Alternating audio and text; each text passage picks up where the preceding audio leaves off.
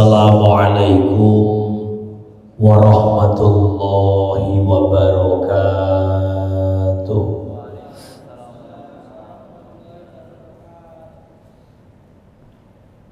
Yang jawab salam saya doakan, yang masih belum punya jodoh segera dapat jodoh. Ala hadhihi niyyah wa ala kulli niyyatin sholihah wa ala niyyatil qabul wa ijabatil mas'ul wa ala manawabis salafuna sholihun wa ala manawabihi man haduru fi hadzal majlis bisiril Fatihah. A'udzu billahi minasyaitonir rajim. Bismillahirrahmanirrahim. Alhamdulillahi rabbil alamin. Ar-Rahmanir Rahim. Maliki yaumiddin. Iyyaka na'budu wa iyyaka nasta'in. Ihdinas siratal mustaqim. Siratal ladzina an'amta 'alaihim ghairil maghdubi 'alaihim waladdallin. Amin. Bismillahirrahmanirrahim. Alhamdulillahilladzi arsala rasulahu bil huda wa dinil haqq liyudhhirahu 'ala ad-dini kullihi wa kafa billahi shahida. Arsalahu basyiran wa nadhiran wa da'iyan ilallahi bi'idnihi sirajan munira. Allahumma salli wa sallim wa barik ala sayyidina wa habibina wa syafi'ina wa qudwatina wa qurrati a'yunina wa maulana Muhammad wa ala alihi wa ashabihi wa sallama tasliman katsira. Subhanaka la ilma lana illa ma 'allamtana innaka antal alimul hakim. Rabbana iftah bainana wa baina qaumina bil haqqi wa anta khairul fatihin. Amin. Biasanya gitu. Saya ulangi, ini doa kok tidak diaminkan. Rabbana iftah bainana wa baina qaumina bil haqqi wa anta khairul fatihin. Rabbi shrah li sadri wa yassir li amri wahlul 'uqdatam min lisani yafqahu qawli. Amin. Amma ba'd. Kepada yang terhormat Ketua Umum Remaja Islam Masjid Agung Jawa Tengah dan seluruh para pengurus, sahabat-sahabat remaja putra maupun putri yang saya banggakan dan yang dimuliakan Allah, semoga menjadi generasi yang soleh dan solihah, generasi yang berakhlakul karimah, generasi yang pinter tapi juga bener. Amin. Aminnya kurang kompak. Saya doakan semoga remaja putra putri ini mudah-mudahan menjadi generasi yang soleh dan solihah, generasi yang berakhlakul karimah, generasi yang pinter tapi juga bener, ahli fikir tapi juga ahli zikir, berilmu tapi juga beriman, menjadi generasi yang khairun nas. Amin. Allahumma amin. Allahumma sholli ala sayyidina Muhammad. Tidak ketinggalan grup Hadroh Rebana Al-Khomsah Onur Kolbi. Saya kira Al-Khomsah karena anggotanya cuma 5. Grup Hadroh Rebana Nurul Kolbi dari mana? Semarang. Dari Jogja. Jujuk saja. Yang saya banggakan semoga tambah laris. Amin. Padahal rebana kalau laris malah susah. Dah badannya capek, tangannya kemeng, gorokan serak, mripate ngantuk, tapi tidak ada bayarannya. Tapi walaupun tidak ada bayarannya, yakin banyak ganjarannya. Sebab apa? Dengan rebana insya Allah kita tambah semangat baca sholawat. Betul enggak? Baca sholawat kok sampai kuat 2 jam, 3 jam. Bahkan ada yang sampai 4 jam. Mulai jam 8 mulai bersolawat sampai jam 12. 4 jam bersolawat lu kok kuat? Ya karena solawat diiringi pakai rebana dan dilantunkan pakai lagu. Coba kalau kita baca solawat tanpa rebana, tanpa lagu, polosan, apalagi sambil megang tasbih, mungkin setengah jam tasbihnya sudah ngregeli dan solawatnya sudah ganti ngorok. Yang asalnya sallallahu ala Muhammad, sallallahu ala Muhammad, setengah jam paling sudah ganti. Tapi dengan rebana insya Allah 2 jam, 3 jam bersolawat masih kuat. Maka saya yakin grup rebana ini insya Allah banyak pahalanya. Amin Allahumma. Ahlu baitil Mustafa Duri. Namanya terbang telon. Karena yang nabuh cuma 3 orang, tapi sudah ramai, alhamdulillah. Ahlu baitil Mustafa Duri hum amanul ardi faddagiri subbihu bil anjumi zuri misla ma qad jaa fi sunani. Ya Rasulullah salamun alaik ya Rafi. Ya Rasulullah salamun alaik ya Rafi. Ashani wa darati adbataya jiratan alami bersama ya Rasul. Ya Rabbi liwadarani ya Rasulullah. Ya Rabbi ashani wa adfatan ya jiratan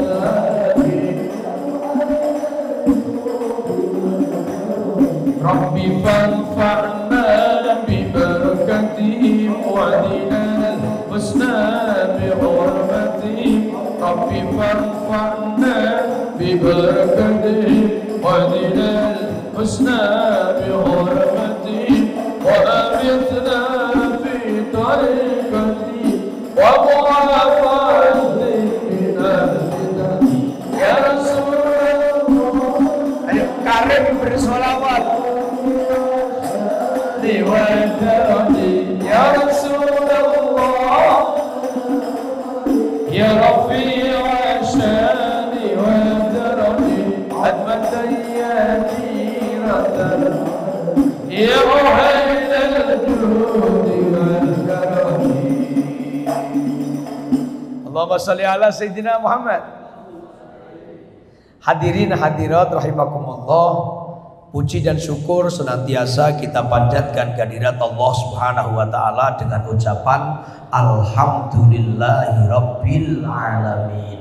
Syukur atas izin Allah malam hari ini kita bisa bertolabul ilmi, bisa bersama-sama menuntut ilmu, bersama-sama ngaji rutin setiap 2 minggu sekali pengajian karim.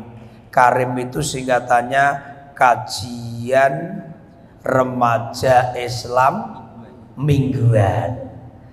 Kajian remaja Islam mingguan. Alhamdulillah, mudah-mudahan acara karim ini bisa istiqomah. Artinya bisa istiqomah itu nanti setelah panjenengan itu sudah nikah, sudah tidak menjadi remaja lagi, mudah-mudahan ada penggantinya, ada generasi penerusnya. Amin Allahumma amin. Saya kira pengajian di Masjid Agung Jawa Tengah remajanya itu saya kira yang hadir 10.000 atau berapa. Ternyata malam hari ini yang hadir cuma 1.000. Alhamdulillah. 1.000 ini kalau dikalikan insya Allah jadi jumlahnya 1.000. Maka sekali lagi malam hari ini kita bersyukur atas izin Allah kita bisa tolabul ilmi. Mudah-mudahan Allah berikan kita tambahan ilmu yang manfaat, ilmu yang barokah, ilmu yang dengan bertambahnya ilmu kita semakin semangat untuk beramal soleh. Ilmu yang manfaat dan barokah itu semakin bertambah ilmunya, semakin baik amal perbuatannya. Baik yang hablum minallah maupun hablum minan nas. Kalau ada orang yang ilmunya bertambah tapi kok amalnya malah semakin buruk, itu pertanda ilmunya tidak manfaat. Ilmu manfaat, semakin bertambah ilmu, semakin baik, semakin baik, semakin baik. Amin Allahumma amin. Sholawat dan salam tak lupa kita sanjungkan ke pangkuan baginda Nabiullah Muhammad sallallahu alaihi wasallam. Berikut para keluarga, sahabat dan para pengikutnya yang setia. Dengan harapan dan tujuan mudah-mudahan kita semua besok di akhirat mendapatkan syafaatul uzma. Amin Allahumma amin. Allahumma sholli ala sayyidina Muhammad. Hadirin hadirat rahimakumullah, malam hari ini tadi saya baca dan mendengarkan temanya itu kado sederhana untuk sang kekasih. Masya Allah, kalau kita lihat temanya gitu, memang temanya anak-anakmu muda. Karena memang anak-anak muda itu kan baru semangatnya untuk jatuh cinta. Maaf, ini mbak-mbak sudah pernah jatuh cinta belum? Sudah punya kekasih belum? Alah, Masya Allah. Mas, sudah punya kekasih belum? Ya Allah, bedanya orang hidup sama orang mati itu satu. Kalau orang hidup ditanya bisa jawab. Kalau orang mati ditanya tidak bisa jawab. Saya ulangi, bedanya orang hidup sama orang mati itu satu. Kalau orang hidup ditanya bisa jawab. Kalau orang mati tidak bisa jawab. Kalau orang mati ditanya mudin bisa jawab, mudinnya mesti takut. Misalnya ada mayit sudah dikubur, biasanya kan terus ditalkin sama Mbah Mudin. Biasanya Mudin ini ngomong sama mayite, Mbah Parno, misalnya gitu. Terus Mbah Parno ini jawab mayite, "Apa Din?" gitu. Apa Rayo Mudin langsung melayu. Makanya kalau mas dan mas dan mbak ini masih hidup, kalau ditanya harus jawab. Mbak, sudah punya kekasih apa belum? Kasihan deh loh, bersih masih jomblo semua ini, Mas. Ya Allah, ketika kita punya kekasih pasti berusaha untuk mempersembahkan kepada kekasihnya hal-hal yang terbaik, yang istimewa. Tidak mungkin yang sederhana, pasti yang istimewa.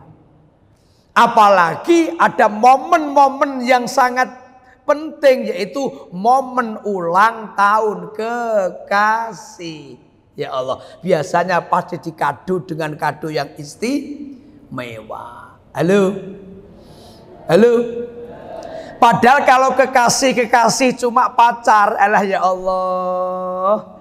Yang namanya pacar itu kan bayangan semu. Halo. Ya Allah. Kadang malah kayak apa, aliran listrik yang tidak normal. Nyambung, putus, nyambung, putus, nyambung, putus. Itu kadang kita kepinginnya mempersembahkan kado untuk ulang tahun. Di hari, di momen yang istimewa untuk kasih kita kado yang teristimewa. Istimewa itu kan sebetulnya tidak harus mahal, tidak harus mahal. Karena sang kekasih itu sudah tahu persis apa yang disenangi, apa kesukaan kekasihnya, sehingga walaupun tidak mahal tapi itu memang kesukaan kekasihnya, pasti diusahakan untuk diberikan. Nah, ini kita punya kekasih, tidak hanya sekedar kekasih pacar, tetapi kekasih kita ini kekasih yang luar biasa hebatnya, yang kita semua itu hutang budi kepada beliau. Secara langsung atau tidak langsung, bahkan kita sadar atau tidak sadar, kita ini hutang jasa, hutang budi kepada sang kekasih itu. Siapa kekasih yang paling istimewa? Adalah Kanjeng Nabi Muhammad sallallahu alaihi wasallam.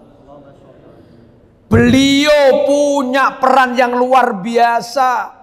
Kita punya hutang jasa yang luar biasa kepada beliau. Apa jasa beliau kepada kita? Banyak sekali. Di antaranya kita kenal iman, kita kenal agama Islam, itu lantaran Kanjeng Nabi Muhammad. Betul enggak? Seandainya dulu Allah tidak mengutus baginda Rasul Muhammad SAW, kita sampai ini, saat ini kita mungkin tidak kenal Allah. Kita masih menyembah berhala, menyembah batu, menyembah kayu, menyembah api, menyembah matahari, menyembah bintang, menyembah bulan. Makhluk-makhluk ciptaan Allah kita sembah. Tapi berkat perjuangan baginda Rasul Muhammad SAW, kita kenal Islam, kita punya iman. Alhamdulillah. Padahal harganya iman, harganya apa? Harganya iman itu mahal apa murah? Iman itu harganya mahal apa murah? Mahal. Mahalnya berapa juta? Tidak bisa dinilai harganya. Bahkan dalam Quran Allah berfirman tentang iman itu sampai gini. Innalladzina kafaru wa matu wa hum kuffar wa matu wa hum kuffarun falan yuqbala min ahadihim mil'ul ardi dhahaban wala iftada bih. Allah biasanya gitu. Yang jawab Allah, saya doakan cepat naik haji. Pengen enggak naik haji? Ya, maka jawabnya yang kompaknya. Saya ulangi. Innalladzina kafaru wa matu wa hum kuffar wa matu wa hum kuffarun falan yuqbala min ahadihim mil'ul ardi dhahaban wala iftada bih. Ini harganya iman. Yang kita kenal iman lantaran Nabi Muhammad sallallahu alaihi wasallam. Iman itu harganya, Allah berfirman, sesungguhnya orang-orang kafir. Jadi kalau orang itu tidak iman namanya apa? Karena dalam Quran itu kalau tidak amanu ya kafaru. Amanu sama apa? Berarti kalau tidak iman namanya apa? Kafir. Sesungguhnya orang-orang yang kafir berarti tidak iman. Wa matu wa hum kuffarun, dan mati pun dalam keadaan kafir. Ada orang yang hidup kafir sampai mati kafir. Saya ulangi, hidup mati. Kalau hidup kafir menjelang mati iman, tidak masalah, itu pasti bagus, husnul khotimah. Hidup kafir, mati kafir. falai yuqbala min ahadihim mil'ul ardi dhahaban walau iftada, karena hambiahnya wasal jadi walau iftadabi, seandainya ditebusi, ada orang mati kafir, seandainya ditebus pakai emas. Pakai apa? Emas. Mbak-mbak seneng enggak perhiasan emas? Mbak-mbak seneng emas enggak? Seneng, masuk seneng mbak ya enggak? Pasti mbak-mbak senengnya apa? Emas-emas. Kalau ada mbak-mbak kok seneng mbak-mbak itu malah bahaya. Ada orang mati kafir, itu kalau ditebusi dengan emas, berapa gram? Tidak hanya 1 gram, 2 gram. Tidak hanya 100 gram, tidak hanya sekilo 2 kilo. Tidak hanya sekintal 2 kintal. Tidak hanya 1 ton 2 ton. Tapi mil'ul ardi, bumi penuh dengan emas. Mil'ul ardi dhahaban, bumi penuh dengan emas. Bayangkan, bumi ini penuh dengan emas, terus dibuat nebusi 1 orang yang mati dalam keadaan kafir, mati dalam keadaan tidak beriman, itu falai yukbala, tidak akan diterima. Masya Allah. Makanya ternyata berkat perjuangan baginda Rasul Muhammad SAW, kita diberi daya oleh Allah, kita kenal iman. Sedangkan iman itu harganya dibanding emas picis rojo brono sak lumaing bumi sak kureping langit. Bumi ini penuh dengan emas semua, buat nebusi 1 orang yang mati dalam keadaan tidak beriman, mati dalam keadaan kafir, tidak akan diterima oleh Allah Subhanahu. Makanya kita punya iman itu kaya ndak? Halo, kita hidup ini punya iman, mudah-mudahan mati masih punya iman. Kaya ndak kita ini? Kaya. Coba bayangkan, kalau emas misalnya 1 karung itu sudah berapa kintal itu ya? Padahal 1 gram emas, mbak-mbak tahu harganya emas? Atau mas-mas tahu harganya emas enggak? Emas yang 24 karat itu loh, belum pernah beli. Oh, makanya tak lihat kok gelangnya kok karet semua. Gelangnya gelang apa? Tidak apa-apa, malah aman. Gelang karet itu malah apa? Aman. Apa amannya? 1, pencuri tidak mungkin mau mencuri gelang karet. Betul enggak?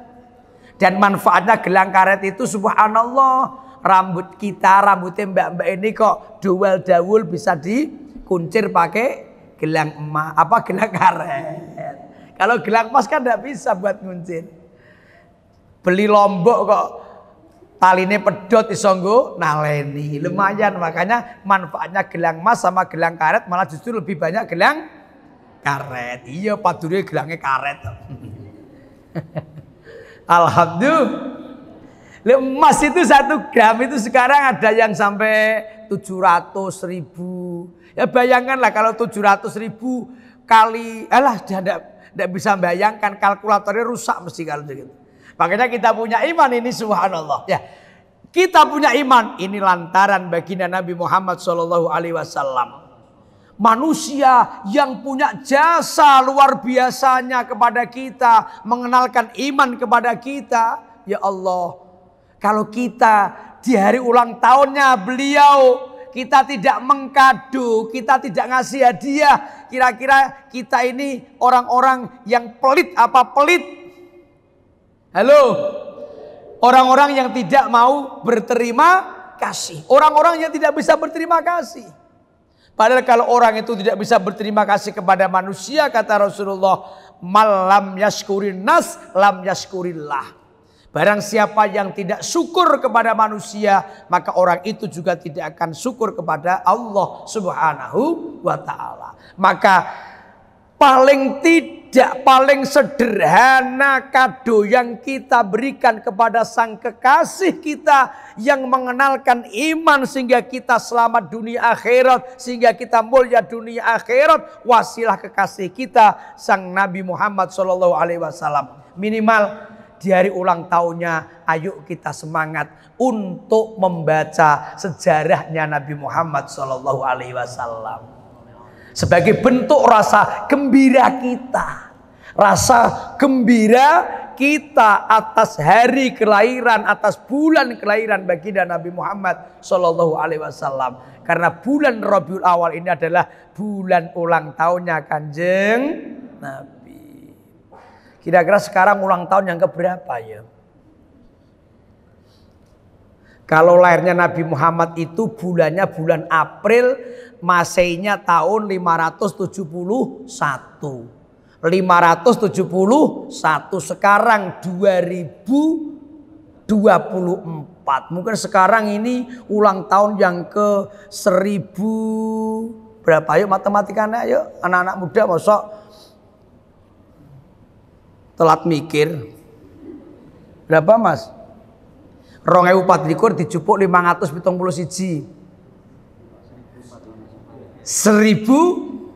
1453. Jadi ini tahun adalah ulang tahun Nabi Muhammad yang ke 1453. Minimal di hari ulang tahun beliau kita persembahkan kado untuk beliau. Minimal kita meramaikan, ikut membaca kisah-kisah sejarahnya Nabi Muhammad SAW. Kalau kita tidak ada rasa gembira lahirnya Nabi Muhammad, alangkah ruginya kita. Karena yang tidak suka kelahiran Nabi, yang tidak senang kelahiran Nabi, Nabi lahir tidak senang. Yang tidak senang itu cuma iblis. Jadi Nabi Muhammad lahir yang tidak senang itu cuma siapa? Iblis. Seluruh isi dunia bergembira. Dalam kitab-kitab Al-Barzanji itu kan ada. Semua ketika Nabi Muhammad lahir gembira, tidak ada yang sedih. Yang sedih hanya iblis. Jadi iblis itu ketika Nabi Muhammad lahir malah menjerit kesakitan. Jadi iblis itu pernah menjerit kesakitan itu 3 kali. Pertama, ketika iblis dikeluarkan oleh Allah dari surga karena iblis tidak mau sujud kepada Adam. Dikeluarkan iblis. Itu ketika iblis dikeluarkan dari surga menjerit kesakitan. Yang kedua, ketika Nabi Muhammad dilahirkan, seluruh isi dunia gembira, hanya iblis yang kesakitan, menjerit kesakitan. Yang nomor 3, iblis menjerit kesakitan ketika suratul Fatihah diturunkan. Hanya Fatihah itu ampuh, ketika diturunkan iblis menjerit kesakitan. Hanya menjeritnya bagaimana saya tidak mau menirukan, nanti dikira saya iblis. Saya tidak usah nirukan menjeritnya iblis. Makanya Fatihah itu ampuh. Makanya apa-apa bacanya Fatihah. Ada orang sakit, titip Fatihah sama saudaranya, temannya. Tolong titip bacakan Fatihah untuk si A yang baru sakit. Ada enggak yang gitu? Ada enggak?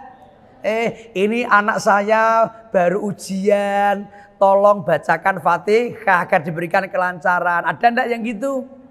Oh, ini teman saya baru berangkat umroh, tolong bacakan Fatihah, mudah-mudahan diberikan kelancaran, kemudahan, segala urusannya diselamatkan. Ada enggak? Ada. Loh gitu ada orang yang nyinyir kok. Apa wong NU Fatihah. Sidik-sidik Fatihah. Mbok kala-kala Al-Baqarah barang. Ya jawab saja. Yang Fatihah yang pendek aja kamu tidak mau baca, apalagi Al-Baqarah kepanjangan. Ya Allah. Karena Fatihah itu Al-Fatihah itu 5 quri'at lah. Fatihah itu dibaca tergantung niatnya. Yang jomblo-jomblo misalnya kok usianya sudah 30 kok belum laku. Ya baca Fatihah niat ya Allah segera datangkan jodoh. Jangan sampai terjadi golongan kasep rabi. Makanya yang sudah usianya 30-an kok belum nikah itu dijuluki partainya partai Golkar. Golongan kasep rabi. Telat nikahnya telat. Mudah-mudahan yang jomblo-jomblo usianya sudah sampai mudah-mudahan segera dapat jodoh. Amin Allahumma. Allahumma. Jadi ketika Nabi Muhammad lahir, semua yang tidak suka kelahiran Nabi cuma iblis. Seluruh masyarakat jadi gempar. Pernah dengar lagi itu? Beramai memperbincangkan Aminah. Sehingga sana kerajaan berguncang, berhala terguling dan berantakan, seluruh alam berpesta karena menyambut berita gembira.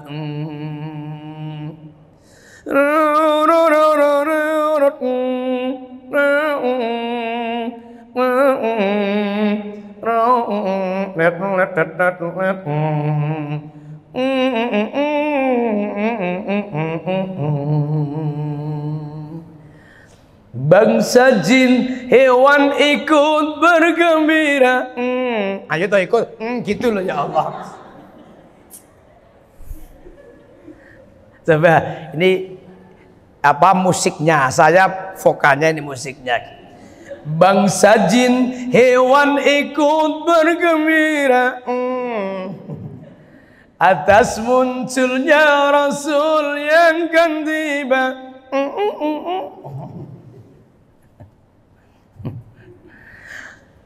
Singgasana kerajaan berguncang, berhala terguling dan berantakan. Singgasana kerajaan berguncang, berhala terguling dan berantakan, seluruh alam berpesta karena menyambut berita gembira. Ayo mas. Maka diumumkanlah ke seluruh jagat dan ke seluruh bumi kita ini, lahirkan hamilnya Aminah, seorang nabi yang disebut Nur Hakiki asli.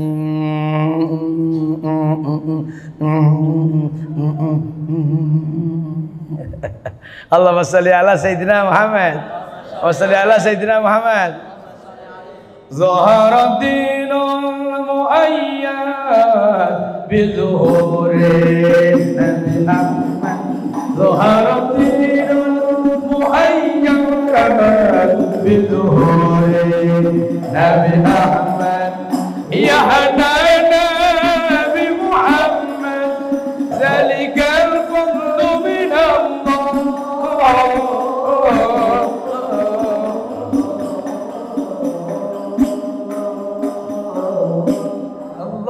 Ya hadana ya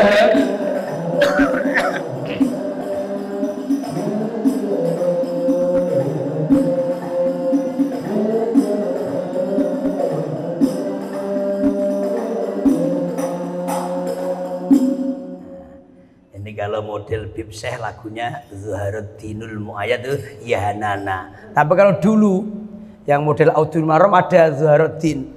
Zuharuddinul Muayyad bi zuhurin Nabi Ahmad, zalikal fadlu min Allah, zalikal fadlu min Allah. Sudah ada yang pernah dengar itu ya? Angkatan lama itu, angkatan lama. Ustadz Iskandar sudah wafat. Yang itu lagunya Audul Maram. Zuharuddinul, dari sebelum Yahanana yang syairnya Zuharuddin itu dilantunkan oleh Habib Syekh, itu dulu sudah pernah dilantunkan dengan lagu namanya Zuharuddin. Zuharuddinul Muayyad bi zuhuri Nabi Ahmad, ya hana Nabi Muhammad, zalikal fadlu min Allah. Zuharuddinul Muayyad بظهور النبي أحمد يا هنا نبي محمد ذلك الفضل من الله ذلك الفضل من Allah. Lagu-lagu yang kuno.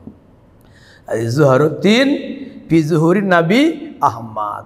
Jadi agama Islam bisa tampak, artinya bersinar, itu atas lahirnya Nabi Muhammad sallallahu alaihi wasallam. Maka di bulan Rabiul Awal, bulan ulang tahunnya Nabi Muhammad sallallahu alaihi wasallam, minimal kita persembahkan kado untuk beliau. Di malam-malam, di hari-hari kelahiran Nabi, kita banyak membaca kisah sejarah Nabi Muhammad sallallahu alaihi wasallam yang telah dirangkum oleh salafun salihun, yang telah dipaparkan oleh para salafun salihun dalam kitab-kitabnya. Kalau yang diceritakan, diredaksi oleh Syekh Al-Imam Abdurrahman Ad-Dibai, disebut kitab apa namanya? Diba. Ada Syekh Abdul Karim Al-Barzanji, namanya kitab Barzanji. Itu karena bahasanya bahasa Arab, maka remaja-remaja kalau baca, kalau bisa tidak hanya bahasa Arabnya, tapi cari terjemahannya. Syukur yang sudah bisa bahasa Arab, membaca langsung tahu bahasa Arabnya. Karena itu kisah Nabi Muhammad sallallahu alaihi wasallam, mulai Nabi Muhammad di perut kandungan ibu sampai beliau wafat, itu semua dikisahkan. Karena Nabi Muhammad itu kan manusia yang istimewa. Ketika kita baca sejarahnya Nabi Muhammad dan kita mengetahui akhlak Nabi Muhammad, tujuannya tidak ada lain agar kita bisa mencontoh baginda Nabi Muhammad sallallahu alaihi wasallam. Di antaranya Nabi Muhammad itu orang yang sangat jujur. Saat ini kan mencari orang jujur itu susah sekali. Betul enggak? Halo. Sekarang itu kan janji tinggal janji. Banyak orang yang mudah mengobrol janji tapi jarang yang menepati. Makanya kemarin sampai mahasiswa dikerahkan untuk demo. Ada yang ikut demo enggak kemarin? Ya Allah, dari UIN demo, dari mana-mana ikut demo. Karena menagih janji. Karena yang namanya DPR itu kan wakilnya rakyat, harusnya berpihak kepada rakyat. Tapi malah kadang tidak berpihak kepada rakyat. Akhirnya rakyatnya berontak, demonstrasi. Tapi hanya kadang ini demonya kadang malah anarkis ya ini.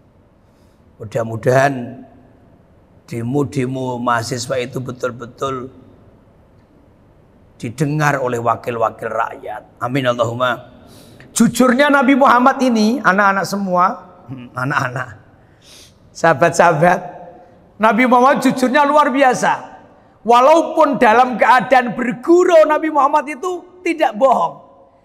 Berguru itu tidak pernah bohong Nabi Muhammad.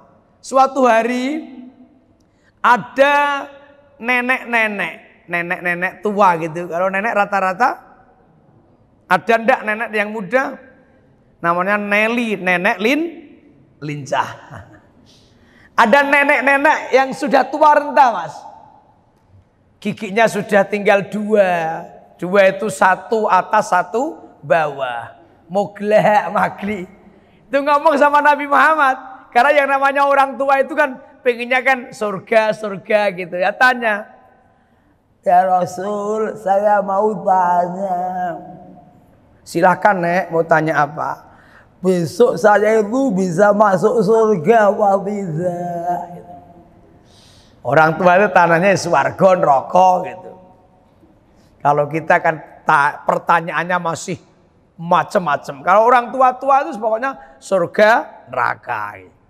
Nabi Muhammad sambil bercanda, beliau berkata, alah Nek, di surga itu tidak ada orang yang kayak nenek gitu.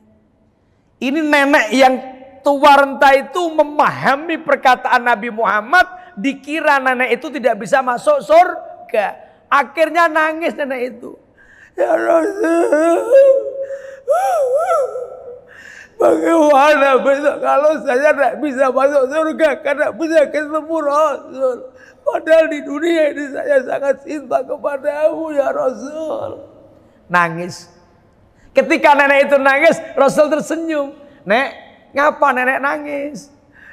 Ya gimana tidak nangis? Katanya saya tidak bisa masuk surga. Loh, yang bilang nenek tidak bisa masuk surga siapa? Ya tadi katanya di surga bisa ada orang kayak nenek. Ya tidak ada, Nek. Di surga itu besok tidak ada orang tua. Wong di surga kok ada orang tua yang nyebel-nyebeli suarga. Maksudnya nenek itu besok kalau masuk surga berubah menjadi wanita yang cantik jelita, muda belia. Betul enggak itu? Betul, karena dalam Quran surat apa? Surat Waqiah itu. Faja'alnahunna abkara. Faja'alna, maka kami jadikan hunna, wanita-wanita surga, penghuni-penghuni surga, tadi bidadari-bidadari surga itu abkaron, gadis semua. Ya Allah.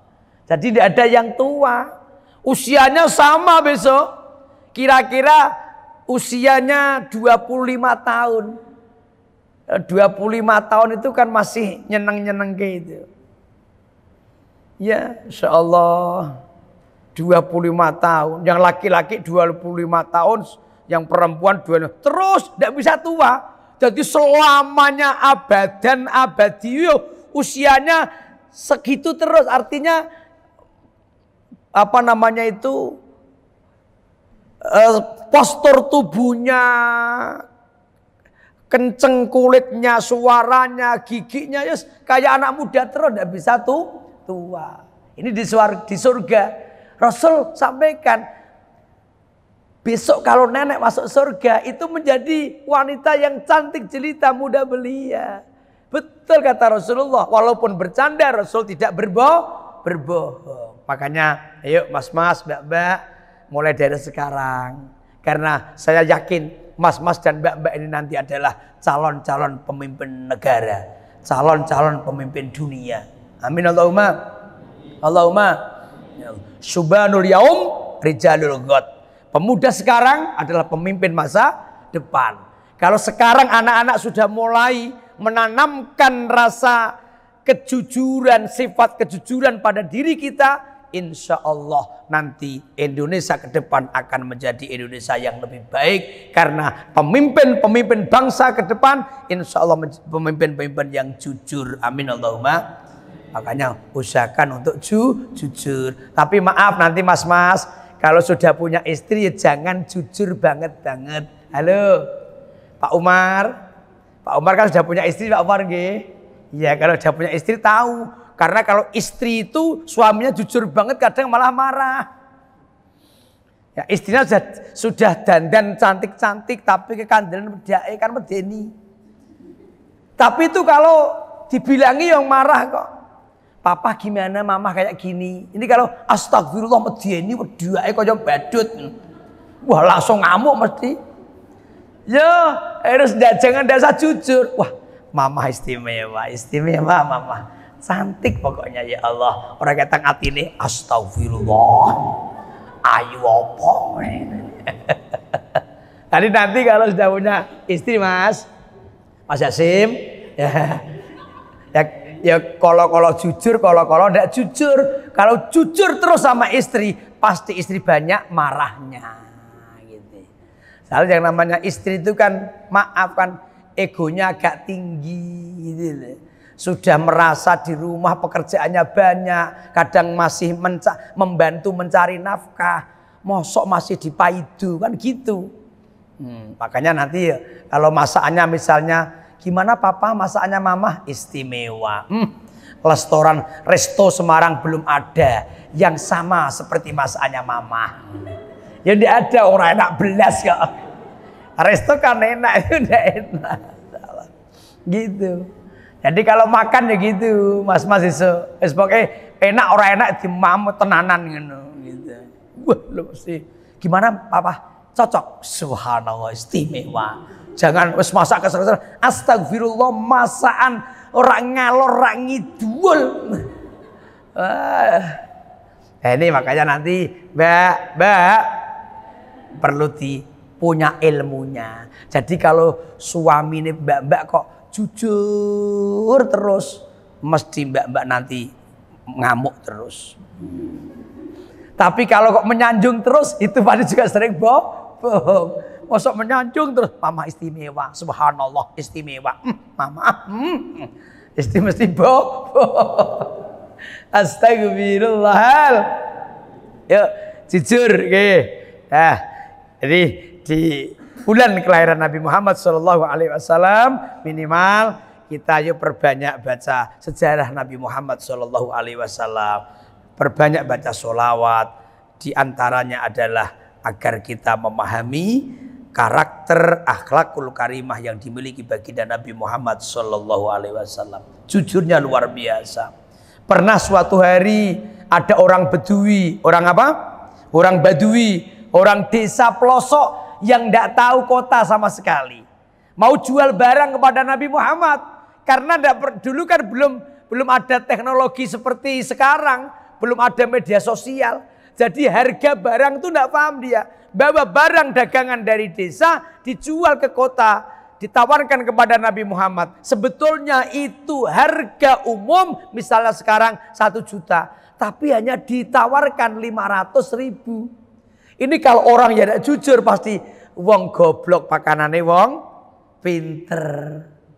Ini kalau nanti saya jual, saya untungnya luar biasa. Tapi ketika orang Badui itu bilang, ya Rasul ini tolong beli 500.000 ya. Rasulullah apa yang disampaikan? Pak, maaf ini harga umum 1 juta, bukan 500.000. Masya Allah. Kira-kira ada enggak pedagang yang model kayak gitu? 1.001 itu mungkin. Ya Allah, jujurnya Rasulullah luar biasa. Maka saking jujurnya sampai Rasulullah itu dijuluki sebagai Al-Amin. Apa?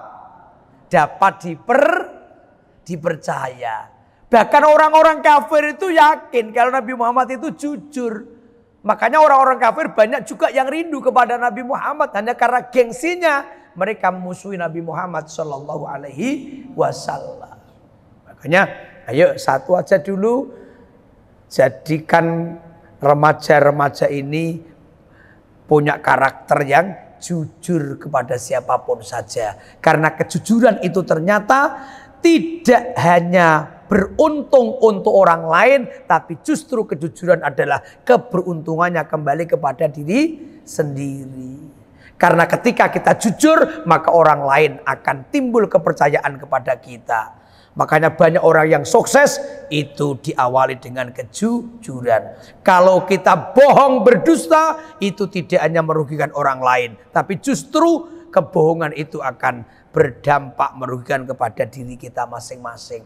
Apa dampaknya buruk bagi orang pembohong? Sekali dia berbohong tidak ketahuan, maka dia akan berusaha untuk berbohong yang kedua kalinya untuk menutupi kebohongan yang pertama. Kedua tidak ketahuan, ketiga kali dia berbohong lagi untuk menutupi kebohongan yang ketiga. Tapi sepandai-pandai tupai meloncat pasti akan jatuh juga. Sepandai-pandai orang menyimpan bangkai pasti tercium baunya. Sekali, 2 kali, 3 kali berbohong dia tidak ketahuan, tapi lama-lama dia akan ketahuan.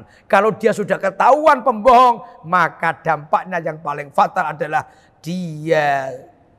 orang lain sudah hilang kepercayaannya kepada dia. Kalau hidup tidak dipercaya orang lain, alangkah ruginya kita. Nauzubillah min dzalik. Karena untuk mengembalikan kepercayaan ke orang lain kepada kita itu sangat berat.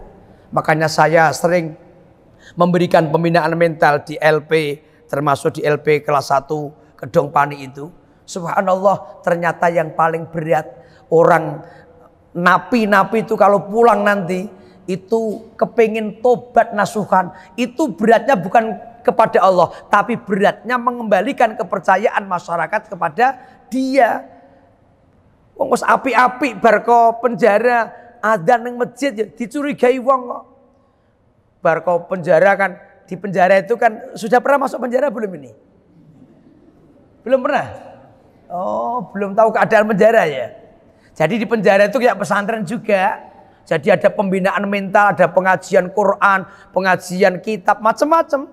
Itu ada pengajian-pengajian. Ya, saya kemarin ada testimoni orang yang di penjara 17 tahun. Sudah kakek-kakek tua sekarang ini.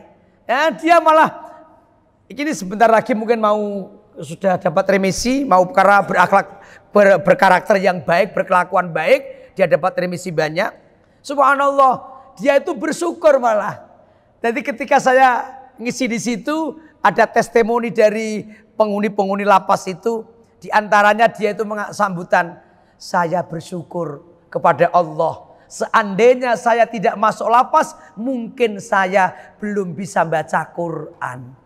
Tapi alhamdulillah karena saya masuk lapas, saya sekarang sudah bisa membaca Al-Quran dengan lancar. Dan alhamdulillah saya bisa berkelakuan yang baik gara-gara di lapas. Loh, seperti itu saja. Nanti pulang di kampung masih banyak orang yang curiga. Dulu dia tidak pernah adzan, bareng pulang dari lapas adzan, suaranya bagus. Allahu Akbar, Allahu Akbar. Orang kampung kaget. Sopo sing adzan? Alah kalau preman kayak itu. Aduh, baik. Hati-hati, kotak amal dijogo, kotak amal. Gigi adzan tapi engko ngelimpe, gigi meh nyolong meneh. Ya Allah, seperti itu. Makanya hati-hati kalau kita sudah tidak dipercaya lagi oleh masyarakat untuk mengembalikan kepercayaan masyarakat kepada kita itu sangat susah. Makanya ayo karakter kejujuran ini harus kita tanamkan sedini mungkin sampai akhir hayat kita nanti mudah-mudahan kita menjadi pribadi-pribadi yang jujur. Amin. Allahumma amin. Hadirin hadirat rahimakumullah, mungkin itu yang saya sampaikan. Mudah-mudahan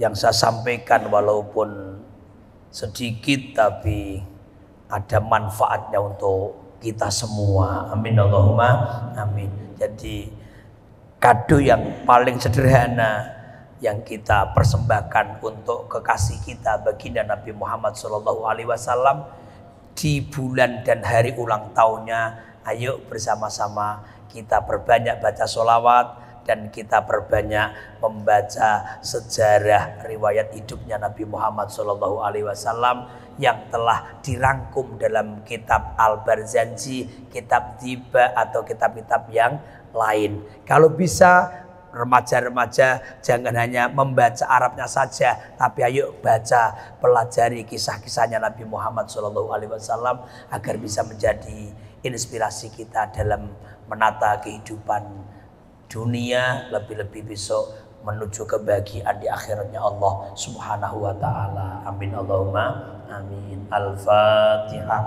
A'udzu billahi minasyaitonir rajim. Bismillahirrahmanirrahim. Alhamdulillahi rabbil alamin. Ar-Rahmanir Rahim. Maliki yaumiddin.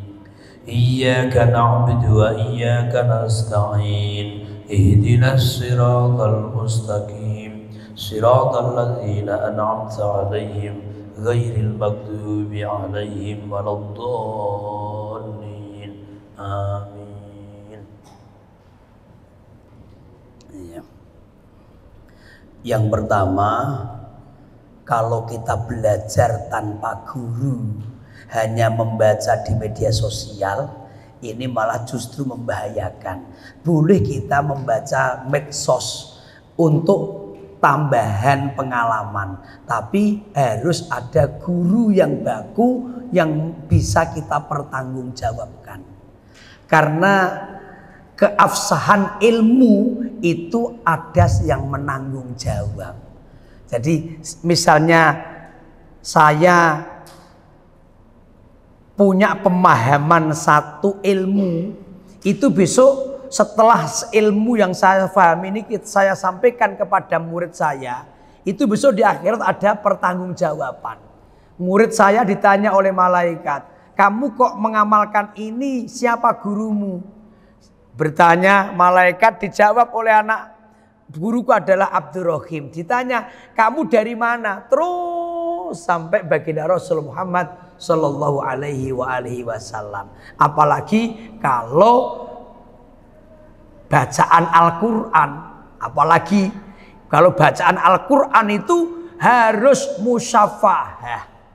Musyafahah itu artinya kita membaca Al-Quran disaksikan, didengarkan, dan diperlihatkan di depan guru Quran.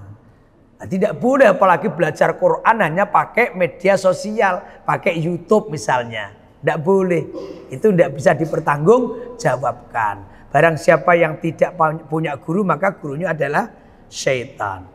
Makanya boleh kita belajar di medsos, tapi kita harus punya guru. Artinya ketika di medsos itu nanti ada banyak masalah khilafiyah, maka tanyakan kepada guru yang kita yakini.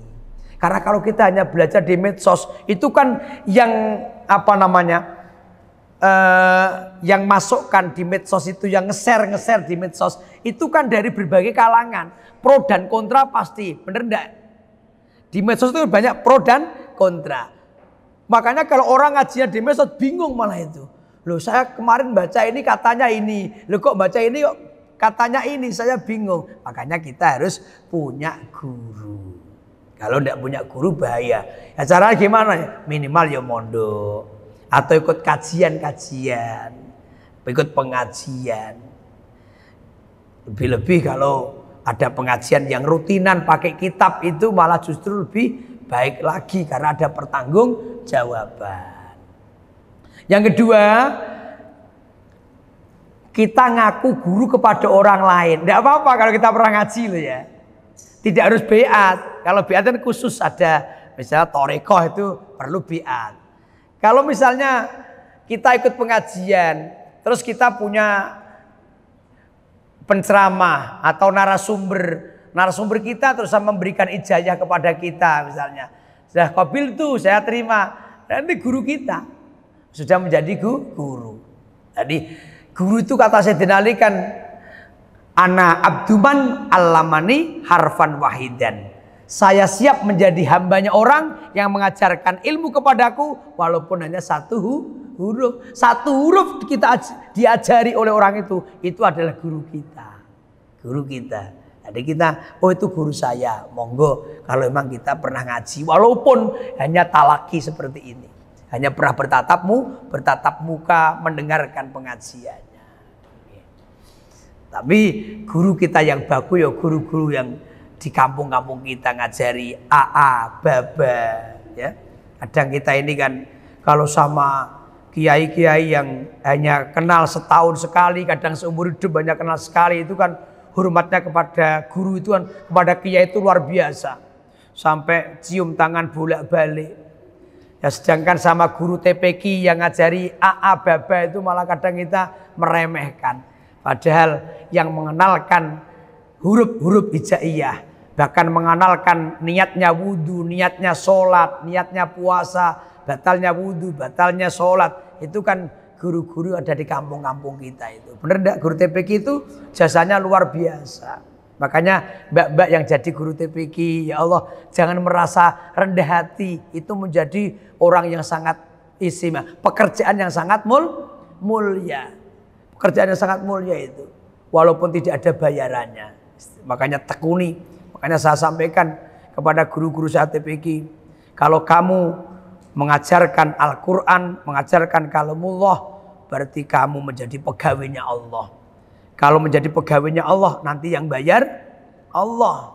Kalau menjadi pegawainya manusia, bayarannya sedikit karena manusia yang bayar Allah. Tapi kalau kita menjadi pegawainya Allah, nanti yang bayar Allah. Jangan ragu tentang kekayaan Allah. Itu mas ya. Jadi boleh kita, yang penting kita sudah pernah ngaji walaupun hanya mendengarkan ceramahnya. Nah kita, itu guru saya, boleh saja. Karena satu huruf itu sudah menjadi guru kita. Bismillahirrahmanirrahim. Alhamdulillahirabbil alamin. Hamdan yuwafi ni'amahu wa yukafi masidah. Ya Rabbana lakal hamdu kama yanbaghi li jalali wajhika wa li 'azimi sultanik. Subhanaka la nuhsi sana'an 'alaika anta kama asnaita ala nafsik. Falakal hamdu hatta tarda wa lakal hamdu idza radita wa lakal hamdu ba'da ridha. Allahumma shalli wa sallim ala sayyidina Muhammadin salatan taghfiru biha dzunub wa tuslihu biha al-qulub wa tantaliqu biha al-usub wa talinu biha as-sawab wa ala alihi wa sahbihi wa man ilaihi mansub. Allahumma ighfir lana dzunubana wa liwalidina warhamhum kama rabbawna shighara wa li jami'il muslimina wal muslimat wal mu'minina wal mu'minat al ahya'i minhum wal amwat.